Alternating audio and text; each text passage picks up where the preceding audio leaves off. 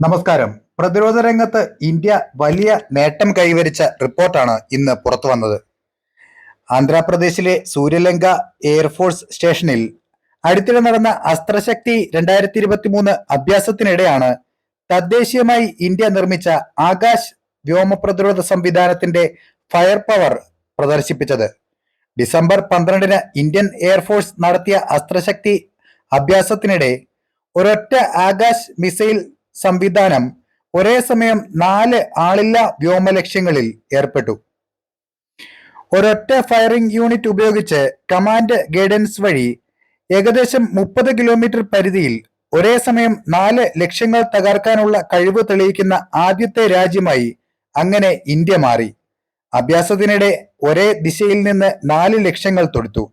ഒരേ സമയം ഒന്നിലധികം ദിശകളിൽ നിന്ന് പ്രതിരോധ ആസ്തികളെ ആക്രമിക്കാൻ വിഭജിക്കുകയും ചെയ്തു.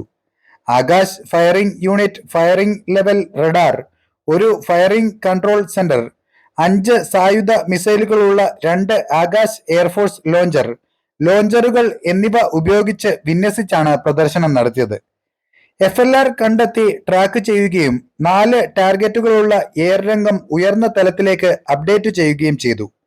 ഭീഷണി നിർവീര്യമാക്കാൻ ലക്ഷ്യങ്ങൾ ആകാശ് ഫയറിംഗ് യൂണിറ്റിനെ ഏൽപ്പിച്ചു. ആകാശ് ഫയറിംഗ് യൂണിറ്റ് ലോഞ്ചറുകളെ കൂടുതൽ ചുമതലപ്പെടുത്തി. സിസ്റ്റം അതിന്റെ കഴിവിനനുസരിച്ച് ഇടപഴകാൻ പ്രേരിപ്പിച്ചപ്പോൾ FCC കമാൻഡർ ഫയറിംഗ് കമാൻഡുകൾ പുറപ്പെടുവിച്ചു. 2 ലോഞ്ചറുകളിൽ നിന്ന് 2 ആകാശ് മിസൈലുകൾ വിക്ഷേപിക്കുകയും അടുത്ത 2 ലക്ഷ്യങ്ങളിലേക്ക് ഒരേ ലോഞ്ചർ നൽകുകയും ചെയ്തു. ചുരുങ്ങിയ സമയത്തിനുള്ളിൽ മൊത്തം 4 മിസൈലുകൾ വിക്ഷേപിക്കുകയും FLR ഏറ്റെടുക്കുകയും 4 മിസൈലുകളെയും അതത് ലക്ഷ്യങ്ങളിലേക്ക് നയിക്കുകയും ചെയ്തു.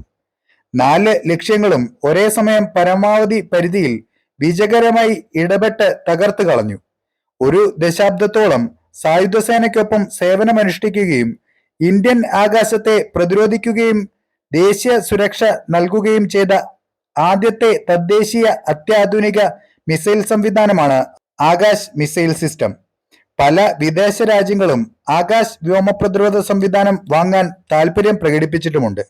അപ്പോൾ മറ്റൊരു വാർത്തയുമായി വീണ്ടും കാണാം. നന്ദി.